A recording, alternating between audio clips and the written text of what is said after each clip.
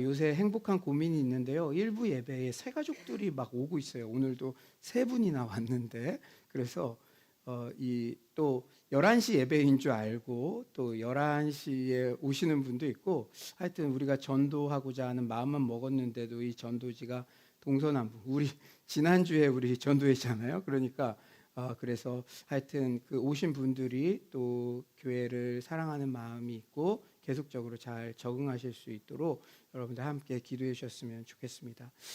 예전 직장 생활할 때 참 착한 동료가 있었어요. 그런데 그 친구가 착하다 보니까 보이스피싱에 자주 당하곤 했습니다. 여러분 혹시 보이스피싱 당한 적 있나요? 예.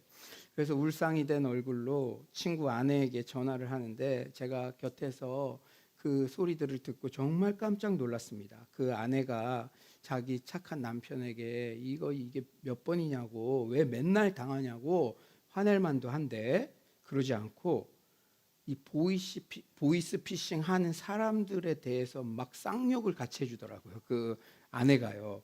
그리고 자기 착한 남편에게는 다음부터 주의하라고 그렇게 쿨하게 말해 주었습니다. 저는 그것을 보면서 저 부부는 어려움이 있어도 그래도 부부 사이가 계속 괜찮겠다는 안심이 들었습니다. 우리 부부 얘기 아닙니다. 예, 그래요. 그런데 사실 우리 아내도 쿨한 부분이 있어요. 제가 실수하거나 아니면 벽에 차를 긁히거나 남의 차를 긁을 때 제 아내는 그냥 어쩌겠어요, 보상비 보내줘요라는 말로 그저 끝납니다.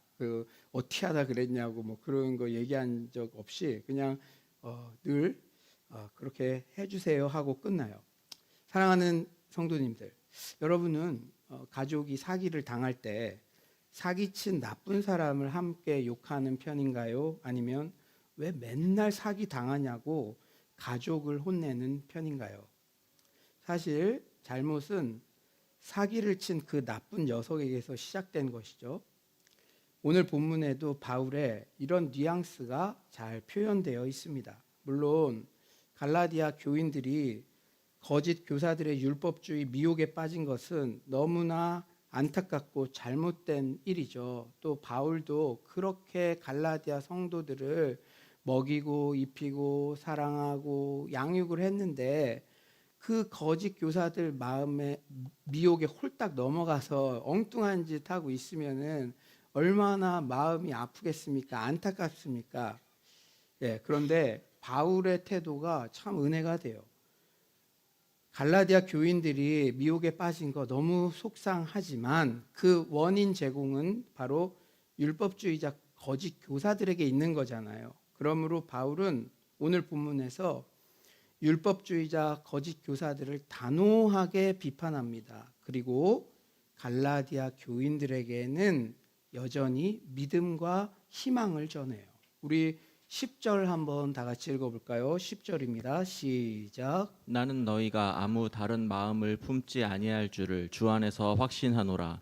그러나 너희를 요동하게 하는 자는 누구든지 심판을 받으리라. 마치 쿨한 아내가 보이스피싱 사기꾼들에게 쌍욕을 하지만 남편에게는 어쩌겠어요, 다음에는 더 주의해서 속지 않을 거라 믿어요 이야기해 주는 것이나 마찬가지죠. 저는 바울이 갈라디아 교인들 대하는 태도에서 아버지 하나님의 마음을 느낍니다. 우리 교회 4월 달력에는 이런 문구가 실려져 있더라고요. 아직도 나는 너에게 실망하지 않았단다. 단 한 번도 나는 너를 미워하지 않았단다. 어느 순간에도 나는 너를 포기하지 않을 것이며 모든 순간에도 나는 너를 사랑한 것을 후회하지 않을 거란다. 너를 품은 내 마음은 너가 생각하는 것보다 넓고 깊단다. 그러니 염려하지 말고 내게 나아오렴. 나의 사랑하는 자가 내게 말하여 이르기를 나의 사랑 내 어여쁜 자야 일어나서 함께 가자. 아가서 2장 10절 말씀. 아멘. 그렇다면 갈라디아 교회에 침투한 율법주의 거짓 교사들은 어떤 일을 저질렀습니까? 다시 한번 복습하자면 거짓 교사들은 예수를 믿는 것만으로는 불충분하고 믿음 플러스 할례라는 행위를 추가해야 구원받을 수 있다고 미혹하였습니다. 이 거짓 가르침이 갈라디아 교인들에게 어떤 악한 영향을 미쳤습니까? 우리 7절을 한번 다 같이 한번 읽어볼까요? 7절입니다. 시작. 너희가 다름질을 잘 하더니 누가 너희를 막아 진리를 순종하지 못하게 하더냐. 갈라디아의 이방인 교인들은 오직 믿음으로 얻는 구원의 확신을 느끼고 자유함 가운데 신앙생활을 했었죠. 그런데 이제는 잘 가다가 거짓 교사들의 미혹으로 율법의 종처럼 다시 전락하게 되었습니다. 그런 교회는 없겠지만 예수를 믿기만 하면 구원받는데 어떤 거짓 그런 목회자가 딱 들어와서 그래도 매달 500만 원씩은 헌금해야 구원받을 수 있어. 그러면 그 전에는 와, 나를 이렇게 구원해 주셨어. 감사하고 기쁨으로 교회 오다가 그런 얘기를 들으면 그게 막 부담이 되고 눈치를 보게 되고 이렇게 된 것이나 지금 마찬가지예요. 바울 입장에서 얼마나 속상하겠습니까? 어떤 선수가 마라톤을 거의 완주하려고 하는데 사기꾼들이 결승점으로 가는 코스를 막아서 다른 길로 뛰어가게 한 것이나 마찬가지예요. 이 선수는 결국 다른 코스로 이탈하였기에 아무리 빨리 뛰어도 메달을 딸 수도 없고 실격 처리되고 맙니다. 여러분, 이단이 이런 거예요. 처음에 우리가 아무리 제대로 달리고 또 교회 안에서 목회자의 지도를 받아 결승점 가까이 갔었어도 어떤 이단이 딱 옆길로 인도해서 가면 그는 메달을 못 땁니다. 이단의 뜻이 뭐예요? 다를 이 끝단. 이렇게 무서운 거예요. 끝이 다르다는 겁니다. 사랑하는 성도님들, 우리의 신앙생활은 처음도 좋고 끝도 좋아야 될 줄 믿습니다. 신앙 안에서 만난 우리의 인간관계도 처음도 좋고 처음에 좋았던 것이 한결같이 가다가 끝은 더 좋아야 될 줄 믿습니다. 그러므로 이 말세 때 미혹하는 이단 사이비들을 주의하고 또 주의해야 합니다. 여러분, 인격적인 소통 가운데 목양적 지도를 받을 수 있는 소속교회 목회자의 가르침을 따라야지 인기 유튜버를 자기 선생으로 삼거나 교회 외에 엉뚱한 곳에서 성경 공부하거나 하면 위험합니다. 여러분, 여러분의 자녀가 베이비일 때 그 베이비를 어머니가 제일 잘 알죠. 전국의 모든 다른 아이에게 좋은 이유식이라고 하더라도 어머니는 얘가 어젯밤에 배탈이 났으면 그걸 안 먹이잖아요. 이 어머니와 베이비의 관계, 이게 인격적이라는 거예요. 아무리 유튜버에서 조회수가 많고 용하다고 하는 사람들도 여러분과 이렇게 얼굴과 얼굴을 맞댑니까? 여러분이 지금 어떤 상태인지도 모르는데 사랑하는 여러분, 말세 때 끝이 다른 이단을 조심하고 또 조심해야 될 줄 믿습니다. 거짓 교사의 가르침은 처음부터 그 싹을 잘라버려야 돼요. 왜 그렇습니까? 9절 한번 읽어볼까요? 9절입니다. 9절 시작. 적은 누룩이 온 덩이에 퍼지느니라. 여러분, 내가 이번에만 한번 그런 거 없어요. 갔다 와서 다시 이런 것도 없어요. 누룩은 조금만 넣어도 전체에 퍼져서 결국 반죽 덩이가 크게 부풀어 오릅니다. 마찬가지로 거짓 가르침은 갈라디아 교인들이 받아들인 믿음을 완전히 말살시키려고 위협했어요. 구원받으려면 예수님 잘 믿고 플러스로 할례만 받아 이렇게 미혹하지만 절대 할례만으로 끝나지 않습니다. 구원의 조건에 행위를 하나 붙인 이단 사이비들은 거기에 물질이 됐든 헌신이 됐든 계속 그 조건이 붙게 해서 어떻게 가도 그 교주 눈치만 보게끔, 교주 앞에서는 자신은 늘 루저가 돼서. 그래서 제가 늘 말씀드렸죠. 이단 사이비와 정통의 차이는 이단 사이비는 두려움을 조장합니다. 두려움을. 그러나 정통은 의무를 넘어 기쁨으로 하나님께서 독생자 아들까지 아끼지 않고 내어주신 그 사랑 때문에 감격해서 물질도 드리고 시간도 드리고 헌신도 드리는 것입니다. 아멘이십니까? 두려움과 자원성은 천지 차이죠. 사랑하는 여러분, 우리의 구원의 조건에 0.0000001%라도 인간의 행위를 결부시키면 그것은 다 이단입니다. 바울은 11절에서 갈라디아 성도들에게 애정을 담아 자신에 대한 오해도 바로잡아 주어요. 11절에 이렇게 말씀하죠. 형제들아, 내가 지금까지 할례를 전한다면 어찌하여 지금까지 박해를 받으리요? 그리하였으면 십자가의 걸림돌이 제거되었으니. 형제들아. 여러분, 바울도 사람이에요. 여러분이 바울의 입장이라고 생각해 보세요. 그 갈라디아 교인들을 위해서 얼마나 애를 썼겠습니까? 처음에 신앙도 없는 이방인 교인들 양육도 했을 것이고 먹이고 입히고 힘들다 그럴 때 얘기도 들어주고 했을 겁니다. 그런데 홀랑 어떤 거짓 교사들이 딱 오니까 거기에 다 미혹돼서 이제 바울의 반대편에 서 있어요. 여러분이 바울이라면 어떻겠습니까? 바울도 사람인데. 여러분도 교사를 하시는 우리 성도도 있을 것이고 또 부모의 입장에서 또 여러분들이 친구들 가운데 이런 상태를 당했을 때 어떻겠습니까? 그런데 지금 바울이 무엇이라고 갈라디아 교인들에게 부르고 있죠? 형제들아, 형제들아.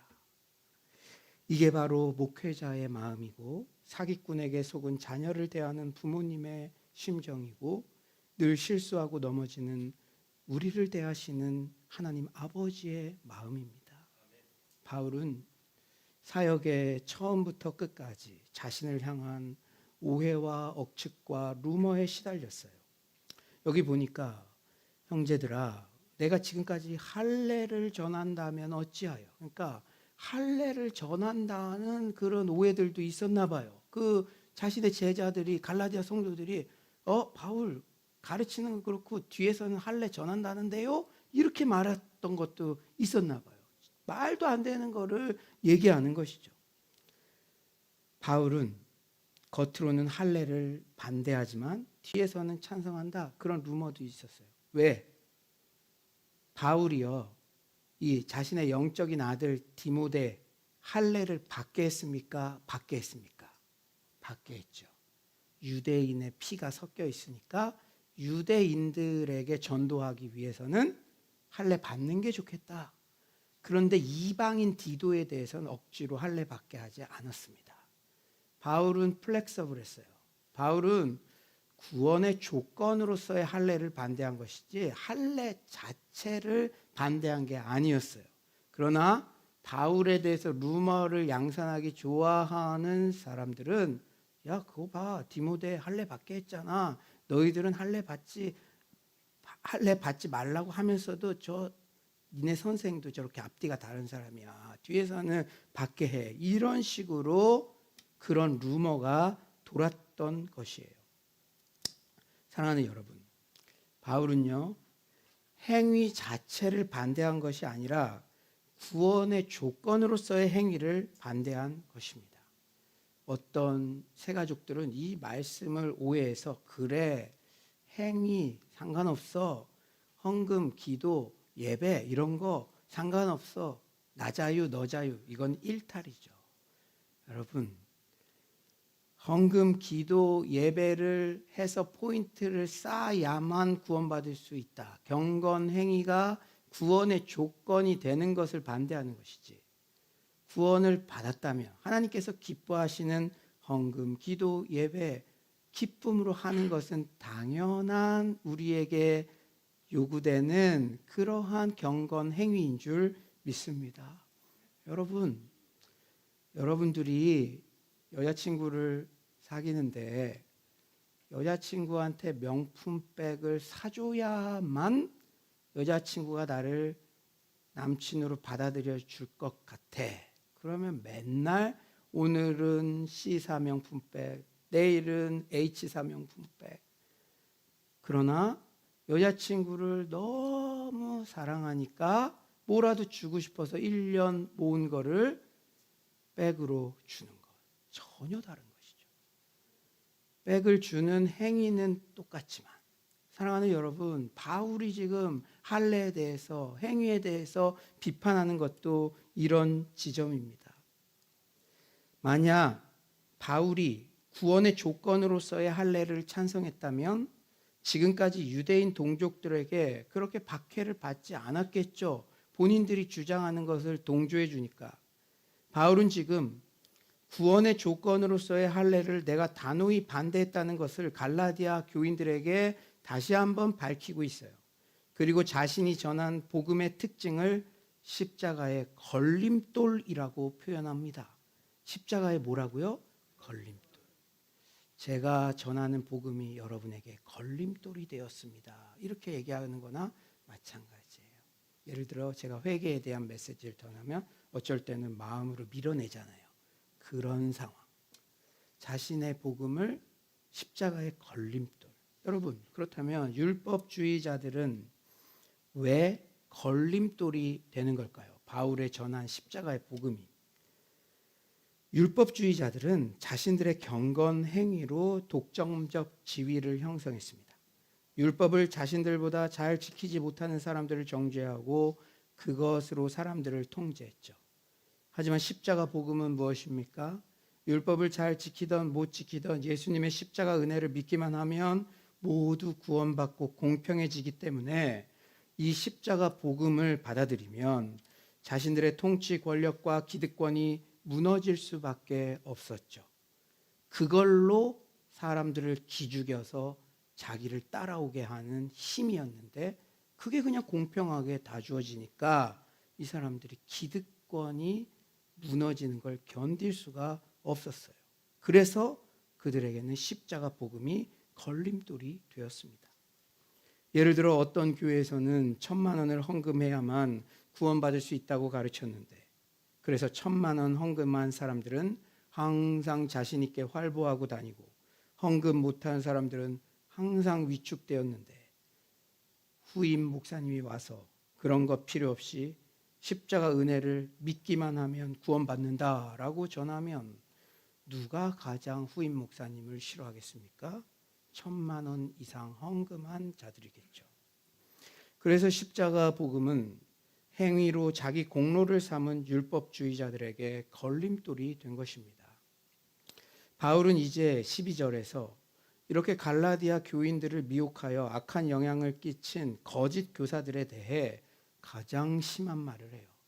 욕지거리를 적었다면 여러분이 알고 있는 가장 심한 욕이 적혔을 거예요.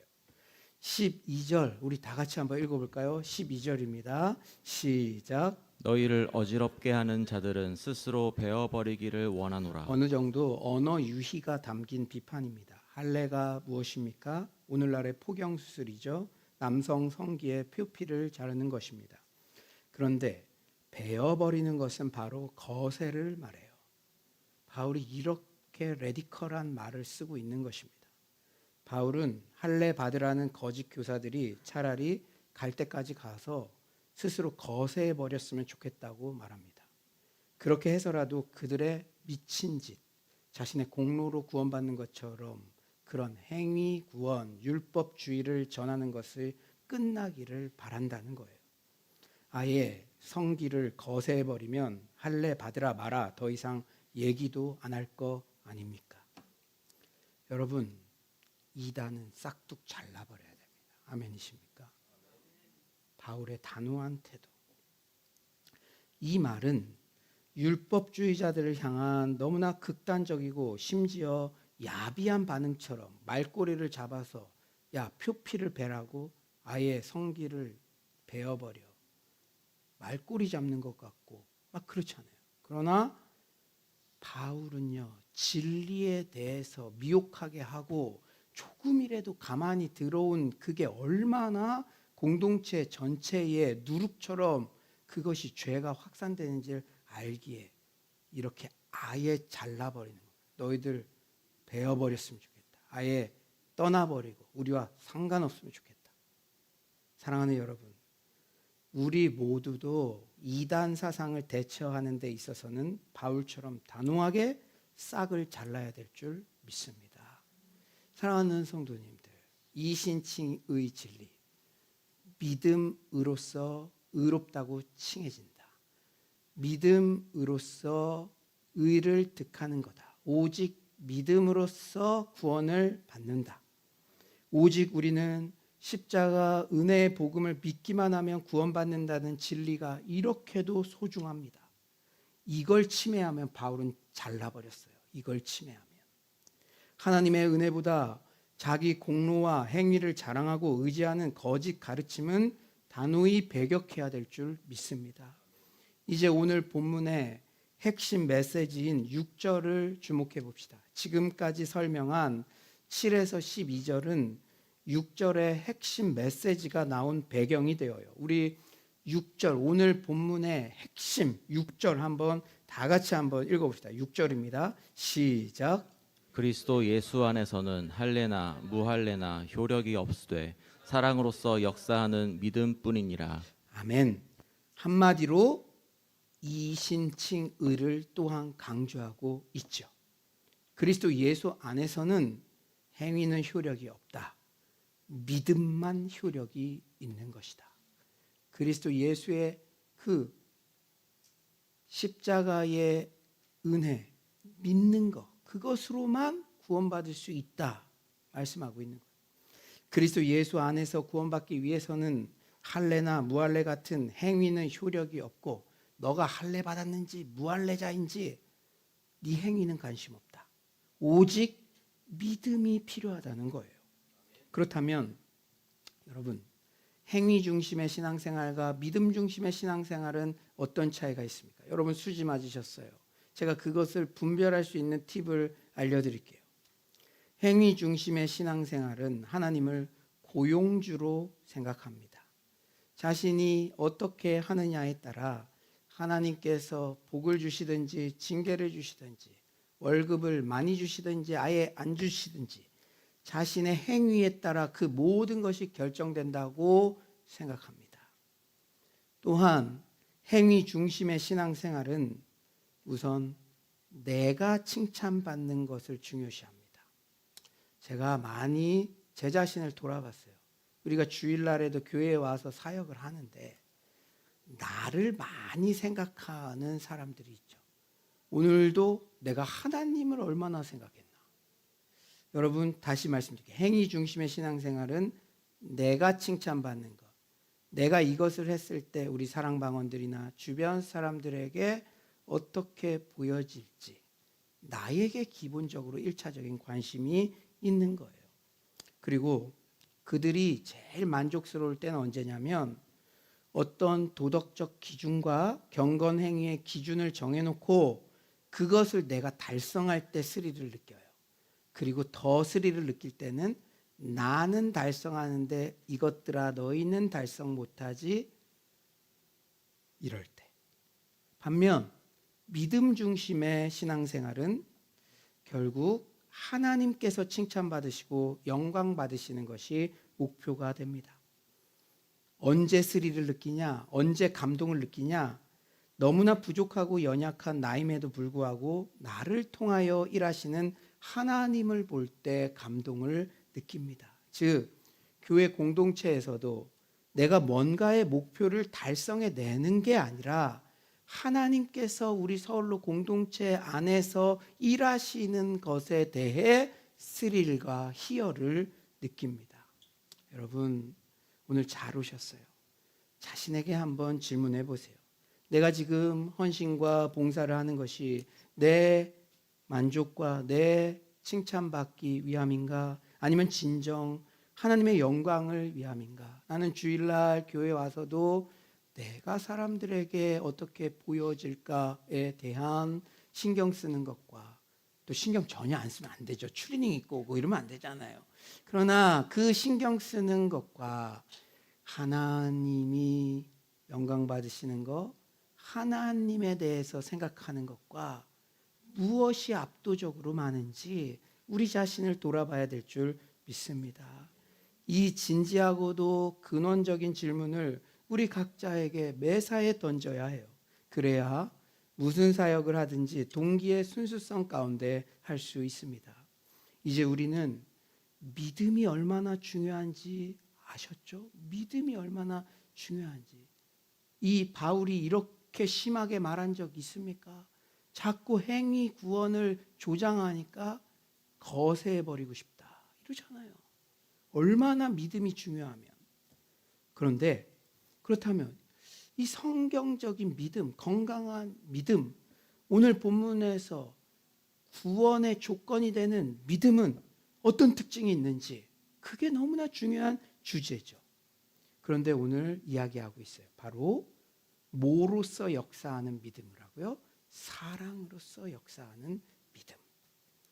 열매로 알리라라는 말이 있듯이 우리가 구원의 조건이 되는 믿음, 바른 믿음은 반드시 사랑이라는 열매를 맺게 되어 있다는 것입니다.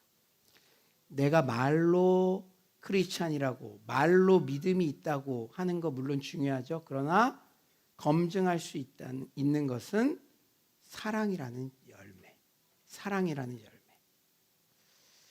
내가 바른 믿음을 가졌는지의 여부는 사랑이라는 열매로 드러나요. 그렇다면 또 한 가지 질문이, 그럼 사랑은 과연 무엇일까? 성경이 말하는 사랑은 무엇일까? 사랑은요, 자신의 평판과 욕구를 충족시키기 위해 다른 대상을 이용하지 않는 것입니다. 오히려 타인의 필요를 충족시키기 위해 자신을 희생하고 내어주는 것입니다. 지독한 이기심이 극복되는 것이죠. 우리가 성도 사랑, 저도 보니까 특히 종교인들이 내가 양육을 이렇게 열심히 해, 내가 이렇게 사랑을 전해, 이게 결국 내 이미지와 내가 좋게 되기 위해서 할 때가 있잖아요. 우리도 솔직히 생각해 보면. 그러나 사랑이라는 것은 정말, 교회 사랑이라는 것도 나는 죽고 교회는 살고, 이게 자연스러운 거. 우리 성도 사랑이라는 것도 나는 그 사람의 필요를 채워주는 것으로 내가 잊혀지고 내가 내어드려도 좋습니다. 이게 진짜 사랑이라는 것입니다. 그런데 이 말씀에 대한 온전한 믿음이 이런 사랑을 가능케 한다는 거예요. 그러니까 믿음이 이런 사랑을 가능케 한다는 거예요. 여러분, 믿음은요, 사랑을 활성화시키는데 두 가지 방향으로 활성화시킵니다. 어떤 거는 사랑을 방해하는 것을 제거하는 방향으로 활성화시키기도 하고, 사랑이 계속 깊어지는 것을 촉진하는 방향으로 활성화시키기도 합니다. 그래서 제가 묵상해 봤어요. 사랑을 방해하는 장애물이 무엇이 있을까? 크게 세 가지가 있어요. 죄책감, 두려움, 탐욕입니다. 여러분, 죄책감이 들어와 봐요. 하루 종일 자기만 생각합니다. 자기 연민에 빠져요. 죄책감이 들어오면 다른 사람에게 뭐를, 자신을 내어준다? 여유가 없어요. 자기 죄가 제일 심한 문제니까. 하지만 말씀을 온전히 믿을 때만이 죄책감이 사라지는 거예요. 믿음이 사랑을 방해하는 죄책감을 제거한다는 거예요. 고린도전서 15장 3절, 에베소서 1장 7절에는 이렇게 쓰여져 있어요. 그리스도께서 우리 죄를 위하여 죽으시고, 내 죄를 위해서 이미 죽으셨구나. 이게 믿어질 때 죄책감이 사라지는 줄 믿습니다. 에베소서 1장 7절에는 그의 피로 말미암아 속량 곧 죄사함을 이미 받았느니라. 예수의 피로 속량, 죄사함 받았구나. 믿어질 때 죄책감이 사라지는 줄 믿습니다. 또한 두려울 때 우리는 사랑할 수가 없어요. 여러분, 새로운 사람들이 왔어요. 그 새로운 사람들에게 먼저 다가가서 인사도 하고 주보라도 나눠주는 것은 사람에 대한 두려움이라든지 이런 게 없을 때 가능한 겁니다.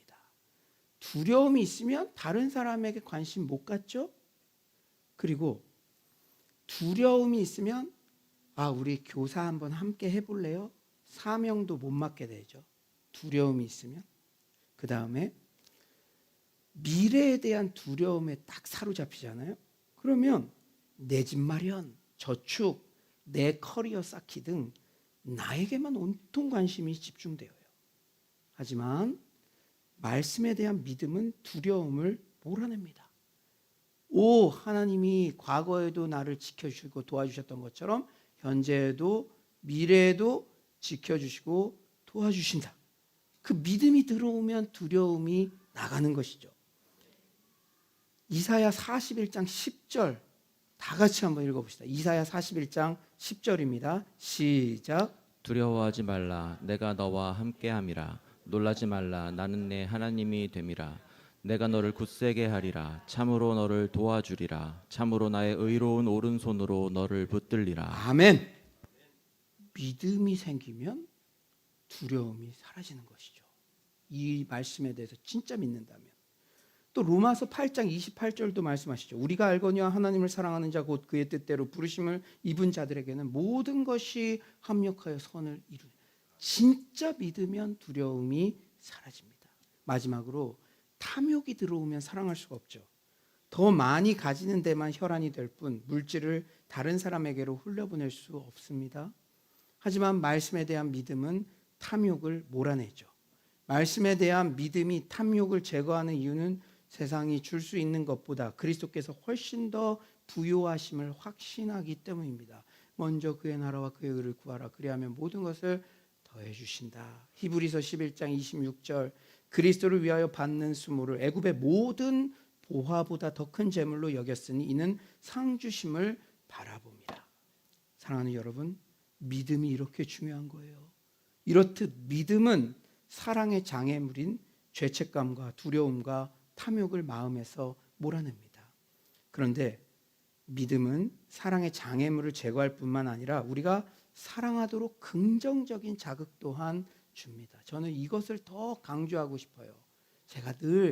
저는 자원하는 걸 제일 좋아한다. 의무를 넘어 기쁨으로. 제가 가장 많이 강조하는 목회 철학 중에 하나죠. 사랑도.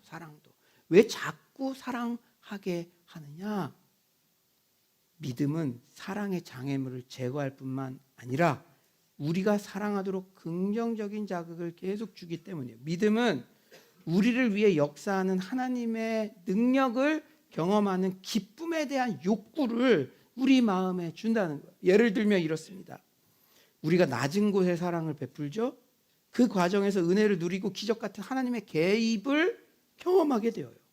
그러면 그 기쁨을 또 맛보고 싶어서 다시 사랑의 자리로 나아가게 되죠. 작년에 필리핀 단기 선교 가신 분들이 올해 또 가고자 하시는 것 또한 이런 좋은 예죠. 그 땅에 사랑을 베풀 때 기쁨과 은혜가 있다는 것을 확실히 믿기 때문에 믿음이 들어온 것이죠. 그 믿음이 다시 또 사랑을 베푸는 자리로 우리를 이끄는 줄 믿습니다. 여러분, 작년 우리 청년 연합 집회 그리고 우리 교회에도 오셨던 작은 자의 하나님 책을 쓰신 서진교 목사님은 본인의 아이가 뇌전증인데도 지금도 틈만 나면 낮은 자, 연약한 자, 작은 자 곁에 가셔서 사랑을 베푸십니다. 요새도 가끔 제가 요새 스케줄이 많아졌는데요. 언제 한번 미션홈 또 한번 방문할게요. 그때 제가 우리 청년 대학생들에게 좀 힘이 되고 싶어서 위로가 되고 싶어서 한번 초대한 적이 있어요. 그때 갑자기 편의점으로 사라지시더니 쓰레기 봉투 제일 큰 거에 양손 가득히 들고 가시더라고요. 다시 또 제가 들고 갈게요. 이렇게 얘기하시더라고요. 요새는 아예 작은 예수 선교회라는 단체도 만드셨습니다. 누가 억지로 시켜서 할 수 있는 일이 아니죠. 제가 봤을 때는 자기 코가 석자예요. 아이가 뇌전증, 아이가 본인도 지병이 있어. 얼마 전에 서 목사님께서 이런 글을 남기셨어요. 잘 들어보세요. 돌아오는 길에 익숙한 동네를 지나갔습니다. 아는 목사님이 사는 곳이었습니다. 계시면 아이들 치킨이나 간식 좀 사가려 전화를 드렸습니다. 오랜만에 들은 목사님의 근황에 마음이 아팠습니다.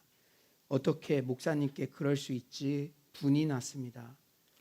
가족과 떨어져 지내는 상황에도 헌신하여 사역지를 찾아간 목사님을 아프게 한 그 사람들에게 화가 났습니다. 몇 개월을 생활비 없이 지내셨을 생각을 하니 가슴이 먹먹했습니다. 목사님은 괜찮으시다며 기도를 부탁하셨습니다. 목사님께 꼭 기도하겠다고 말씀드렸습니다. 늦은 밤 아내와 이야기를 나눴습니다. 전날 한 교회가 선교회에 100만 원의 후원금을 보냈는데 그것을 그 목사님께 보내자고 마음을 모았습니다. 자정이 넘었지만 목사님께 전화를 드렸습니다. 계좌를 알려달라고 부탁드렸지만 목사님은 계속 사양하셨습니다. 제가 드리는 것이 아니라 전달해 드리는 것이니 꼭 받아주시길 부탁드렸습니다. 목사님이 마음의 문을 열어주셨습니다. 알려주신 계좌로 100만 원을 보내드렸습니다. 잠시 후 목사님께 문자가 왔습니다. 문자를 보는 순간 하나님의 일하심을 찬양하지 않을 수 없었습니다. 목사님, 가족이 다시 함께 지내려고 월세를 알아보고 있었습니다. 주인집에서 최소한의 계약금을 요구했는데 목사님이 딱 그 금액을 보내주셨습니다. 에베네셀의 하나님을 찬양합니다. 서목사님은 글의 말미에 이렇게 쓰셨더라고요. 신실하신 하나님을 찬양합니다. 서로가 서로에게 사랑의 빛 이외에는 지지 않게 하시는 주님을 찬양합니다. 연약함도 아둔함도 성급함도 합력하여 선을 이루시는 주님을 찬양합니다. 사랑받고 사랑하고 사랑으로 살게 하시니 참 행복합니다. 이제 말씀을 정리하겠어요. 오늘 이 말씀 한 구절 마음에 새기기를 소망합니다. 6절을 우리 다시 한번 믿음으로 한번 다 같이 읽어볼까요? 6절입니다. 6절 시작. 그리스도 예수 안에서는 할례나 무할례나 효력이 없으되 사랑으로서 역사하는 믿음뿐이니라. 아멘. 오늘 이 말씀, 오늘 본문의 핵심 메시지를 여러분 가슴에 새기십시오. 우리의 행위의 공로로는 구원받을 수 없습니다. 우리는 오직 예수 그리스도를 믿음으로 구원받습니다. 교회 생활을 할 때 행위 중심이 아니라 믿음 중심으로 신앙생활합시다. 내가 칭찬받는 게 아니라 하나님께서 칭찬받고 영광 받는 데 집중합시다. 나의 경건 생활의 기준을 달성했다고 만족감을 느끼는 게 아니라 우리의 연약함에도 불구하고 일하시는 하나님의 역사하심의 희열을 느껴봅시다. 진정한 믿음은 사랑이라는 열매를 맺습니다. 말씀에 대한 온전한 믿음으로 사랑의 장애물인 죄책감, 두려움, 탐욕을 몰아내고 연약한 자에게 다가갈 때 하나님이 도우시고 기적을 베푸시는 것에 대한 믿음으로 사랑하고 또 사랑하고 다시 또 사랑하게 되는, 의무를 넘어 기쁨으로 사랑하게 되는 서울로의 모든 성도님들 되시기를 간절히 축원합니다.